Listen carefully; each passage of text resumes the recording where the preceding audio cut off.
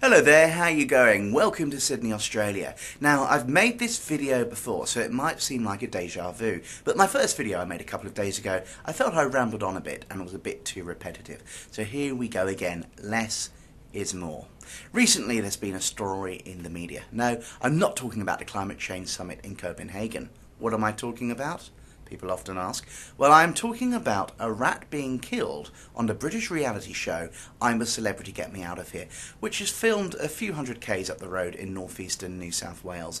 Now, I better give you the full story because I notice other videos on the subject, articles that have been written, etc., and comments that people have made have not really given the full picture. So to summarise, 2 contestants on the show captured, killed, beheaded, and then ate a rat.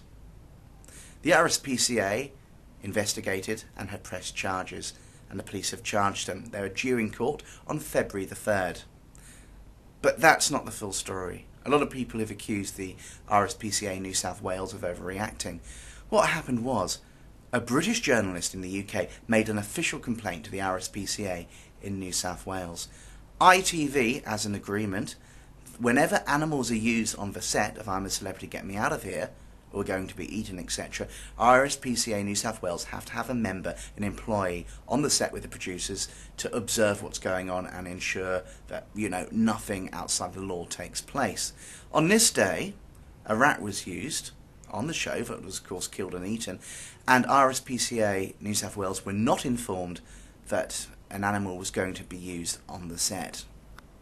So the rules and regulations there had been broken. ITV claimed they didn't realise an animal was going to be used, but of course it was.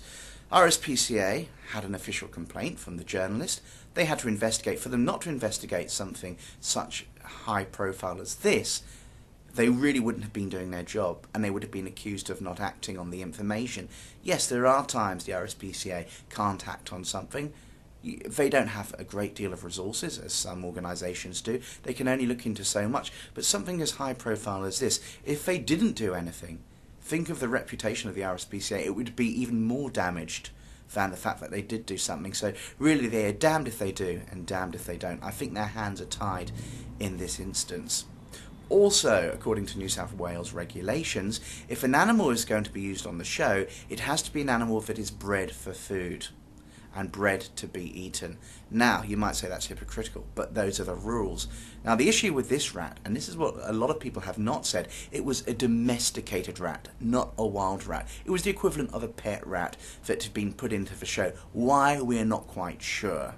But the rat was there. It was a tame rat. It was a domesticated rat. So, whether they knew the law or not, they actually did break the rules. It's an offence under New South Wales law. So the RSPCA had to take action. Their hands were tied, because if they hadn't done anything, then they would have looked really bad. Plus the fact it looks like an offence was committed.